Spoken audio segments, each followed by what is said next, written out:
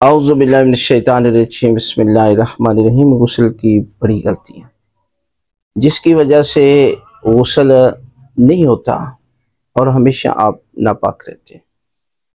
جب انسان جو ہے وہ جوان ہوتا ہے، لڑکا ہو یا لڑکی، بالغ ہو جاتے ہیں تو انہیں چاہیے کہ وہ غسل کو یاد کریں، اس لیے کہ یہ تو غسل کرنا واجب ہوتا ہے۔ جیسے بچے کو احتلام ہو جاتا ہے، بچی کو حیض آتا ہے، اس کے بعد تو اسے غسل کرنا واجب ہو جاتا ہے۔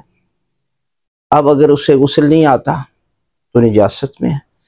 اب اگر وہ نماز پڑھتا ہے یا پڑھتی ہے تو وہ نماز بھی ٹھیک ہے نہیں ہے، جب ہے ہی نجاست ہے، ناپاکی ہے۔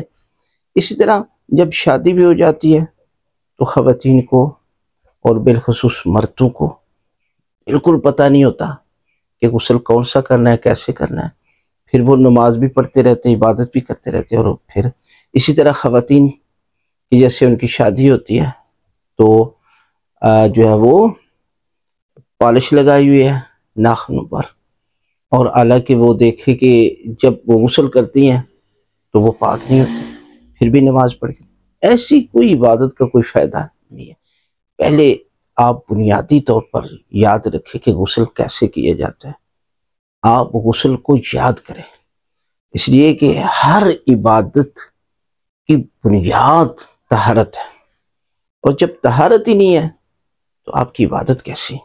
نہ نماز، نہ روزہ، نہ حج، کوئی عبادت جب تک آپ پاک نہیں ہوتے، آپ باوضو نہیں ہوتے، آپ غسل نہیں کرتے۔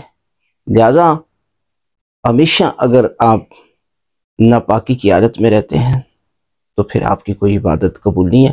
لہذا ہمیشہ یاد رکھیں کہ جب بھی آپ اپنی اولاد جوان ہوتی ہے تو انہیں طہارت کے مسائل اور بیسکلی مسائل اور شارٹ کورس میں داخل کروایا کریں، تاکہ وہ اپنے بیسکلی اور بنیادی مسائل کو یاد کریں، جن کا یاد کرنا اور انسان کی زندگی میں آنا ضروری ہے، ان کا یاد کرنا بھی واجب ہے۔